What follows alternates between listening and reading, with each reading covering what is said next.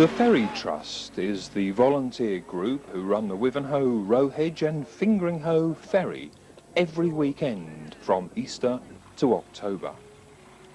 Working for approximately 2 hours either side of high tide, the service is a modern-day replacement of a former historic foot ferry which closed in the 1950s. With reasonably priced fares which pay for the cost of insurance and fuel, the ferry has become quite a unique attraction in a quiet corner of northeast Essex. Indeed, one of the ferry connections is far away from the maddening crowds. Have you ever felt stranded? Well, we're now in a remote corner of deepest Essex at the end of Ferry Road in Fingringhoe, hoping to be rescued by the Wivenhoe ferry.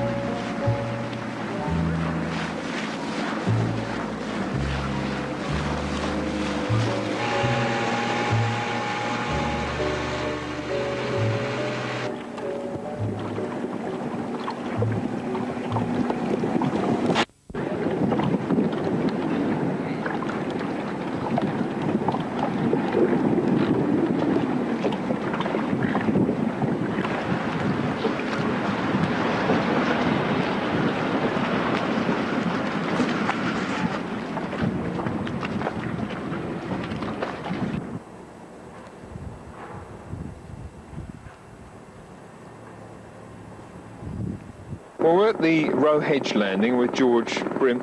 George, how popular has the Wivenhoe, Rowhedge, Fingringhoe ferry been? It's been really very popular indeed, very well received by all the local residents, and depending on the sort of times of the tides really, and the pub opening times, depends on how popular it is, because obviously when the pubs are open, there's lots of people who like to come over and have a drink over at Rowhedge. Are there lots of local regulars that use the ferry? Yeah, there seems to be, you know. Well, I mean, I'm only on duty once a month, but you know, we seem to see the same faces going backwards and forwards. When you say duty, do you take it in turns to crew the boat and be on the landing? Yeah, I mean, there's I suppose about a dozen skippers, and there's probably about 20 helpers that take it in turns to man the boat and, you know, man the landings, one at Wivenhoe and one at Rowhedge. Rowhedge is fine here, but Fingringhoe a bit remote from the village. It is, isn't it? Yeah, I mean, the only thing there really is the end of the road and the landing, but we don't have anybody stationed there. Passengers that want the ferry tend to just wave their arms, you know. Have you got a radio link though with the boat? Yes, we have. We've got a little handheld that allows us to keep in contact with the ferry and the other landing as well. And also, there's one on the boat which actually is in contact with the harbour master as well in case of any emergencies or traffic that, you know, we need to know about really. Rowhedge, this is Wivenhoe Ferry, over. Wivenhoe Ferry, this is Rowhedge. Whereabouts are you now, please? Over.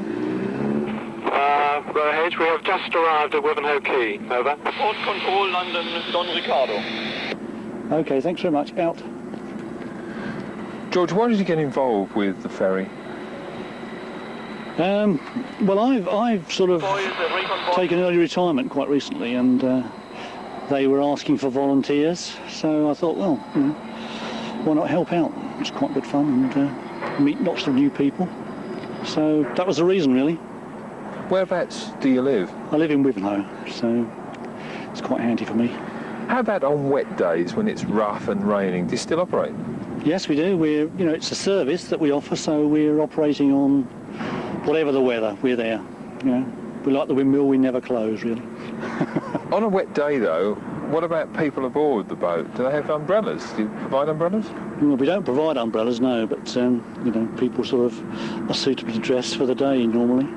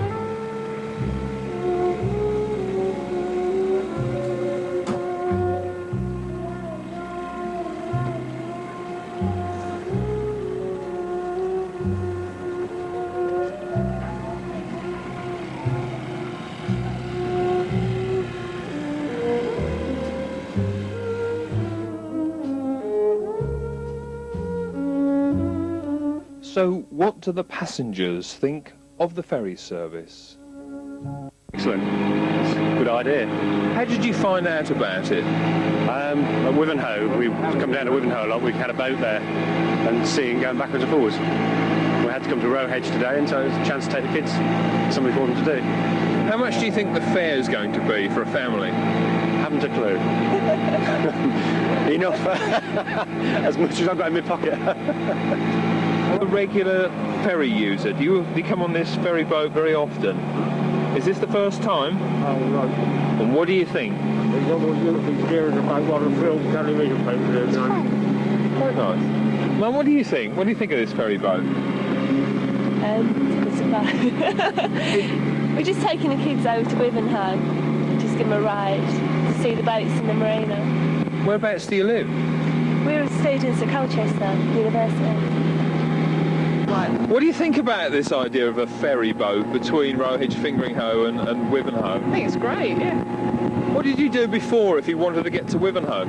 Well, I used to fight through the hive to get to the other side. It used to take twice as long. My brother used to live in Wivenhoe, so we often used to go over. It used to take ages. But no, it's good fun. So how is the ferry service run? Well, the skippers obviously work the boat all the time, and the helpers take it in turns to be on the boat or on the shore. How many people does the boat take? It takes 10 altogether, I think. Is that right? Yeah, 10 altogether. Have you ever been full with people waiting? Yes. Yeah, sometimes at the end of the session, if we've taken a lot up to Rowhedge and they're all waiting to come back on the last ferry, then you can get the boat full. Yeah. Does the operation depend upon the tide at the weekends? Yes, the time of the tide governs when the ferry can run. We can only run about 3 hours, 2.5 hours each side of high tide. So if people want to use the ferry, then they can use the timetable in our little booklet. What are the travel times, Graham? Roughly from Wivenhoe to Rowhedge is about a quarter of an hour. Again, depends on the tide. If you're against the tide and the wind, so it takes longer. And across to Fingringhoe is just 5 minutes. Now, we've seen some bikes come on board. Animals, do you take? Yes, we get dogs and cats. I don't know whether we had any pet mice or not. No, dogs and dogs mainly we get, yes. Yeah.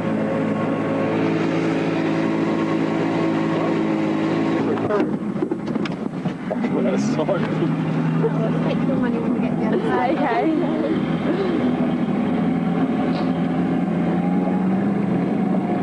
Girls, why have you decided to take the ferry this afternoon? I don't know. We came for a bike ride and we ended up down here. And we've tried to get across here, so... Have you been on the ferry before? No. How did you know about it? We asked 2 men here if there's any way of getting across. They said there was a ferry came about every 10 minutes. So you're surprised that there's a little ferry boat? Yeah, very surprised. Whereabouts are you cycling to and from?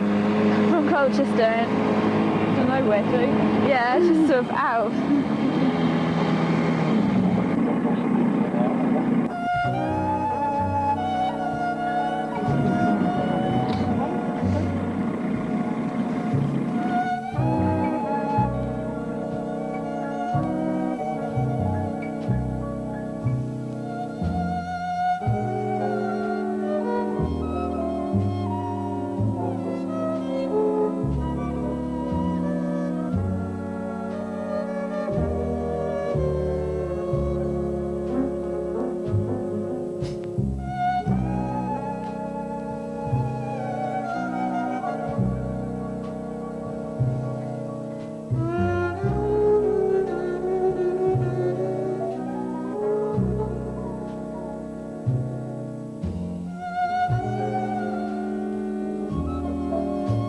Colchester Corporation played a major role in the original ferry service.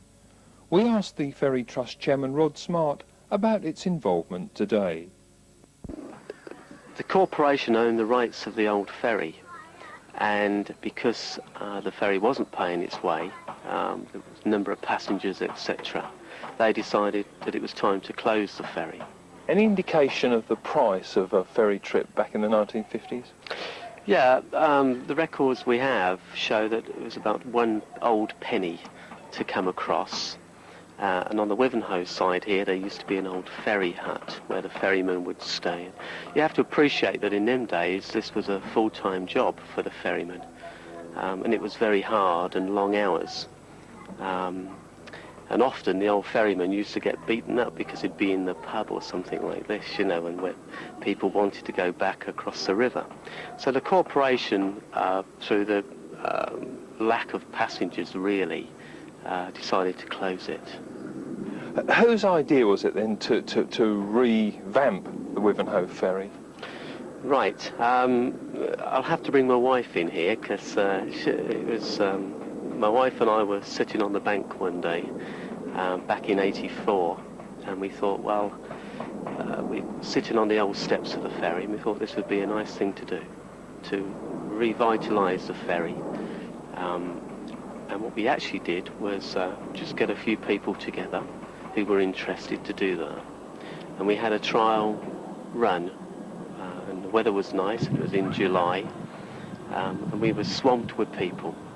We borrowed boats, little dinghies, and just to see what the response would be, to get people from one side of the river to the other.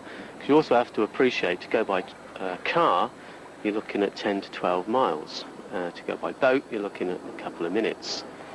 So that's how it all started. And how many people are in the trust now? At present time, we've got approximately 35 volunteers. And the ferry itself operates when? Typically at weekends.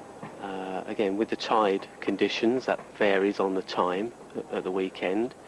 What we also do is to provide trips for school children and disabled people. And we do that free of charge. Scouts and guides, clubs. In fact, this year we've taken 4 schools on the ferry for about 2 or 3 hours, and the children love this and gets them out of the classroom, etc. And they find a little bit of the history as well of where they live, which is obviously very important. Let's talk about the boat. Is it the boat from the late 1980s, or have you changed boats? Well, we have changed boats. The original boat we had was actually donated by a person here in Wivenhoe, and we actually rebuilt this. It managed to get us through our first year of operation, but it wasn't very stable. It wasn't a very stable boat. So we looked then for a more suitable boat to act as a ferry, a boat which is stable, low drafted, very beamy, wide. Now, 2 years ago we managed to obtain a grant from the Colchester Co-op, which enabled us to look for another boat. And this is what we did. We purchased a boat at the Woodbridge boatyard up in Suffolk, and the boat is a 15-foot Sussex beach boat, designed really for fishing, but it has all those qualities I've mentioned. It's beamy, it's stable, and that's the boat we now have. How about the licensing? Is this a DTI thing? Yes, over the last 18 months a lot has happened with the licensing regulations, mainly because of things like the Marchioness disaster in the Thames, etc. The rules have tightened up very much now and continue to do. When we started with the ferry, the Harbour Authority tested the skippers and inspected the boat. What we have to do now is the skippers have to have an annual test. The boat has an annual inspection, hull survey. We probably carry more safety equipment than passengers now, which is not such a bad thing, but it does get in the way rather sometimes. When it comes to passengers, how many are you licensed for? We're licensed to carry 10. And when you add to that the skipper and 1 crew, that's our maximum for the boat. Has the landing stage changed from the very old ferry that stopped in the 1950s? Is it the same sort of location here in Wivenhoe? No, the original ferry hard is further downstream from where we are, and there wasn't actually a wooden landing like we have now. It was just really a concrete slipway, and part of the ferryman's job really was to brush down the mud every day, which he had to do because the tide obviously brought the mud in and etc. So he had to clean this hard up every day.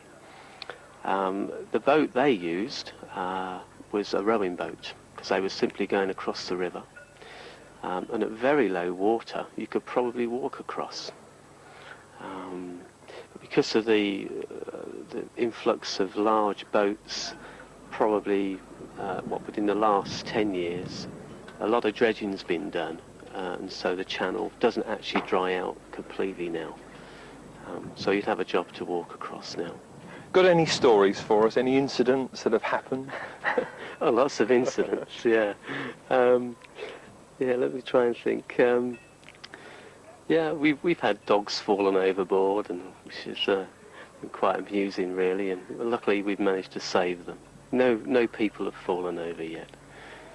We've rescued a few people on the boats. Different yachts going past. You know, the wind picks up, have a gust or something. Somebody goes over. So it's been useful for that. So you've had some floating dogs, but dogs swim anyway. What about the landing stage? Has that been specially built for you?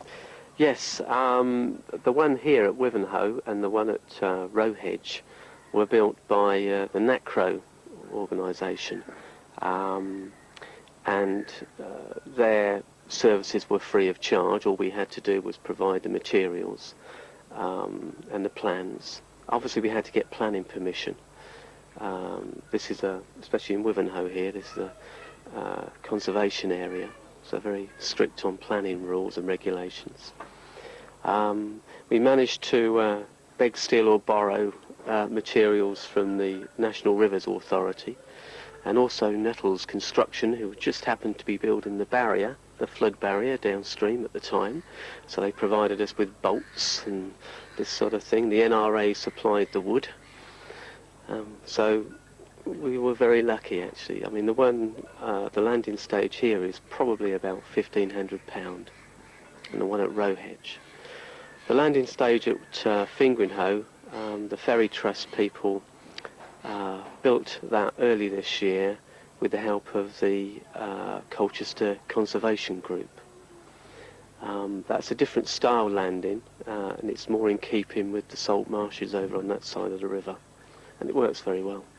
I suppose nowadays most of your passengers are tourists and locals, but I suppose in days gone by it was just locals and workforce perhaps.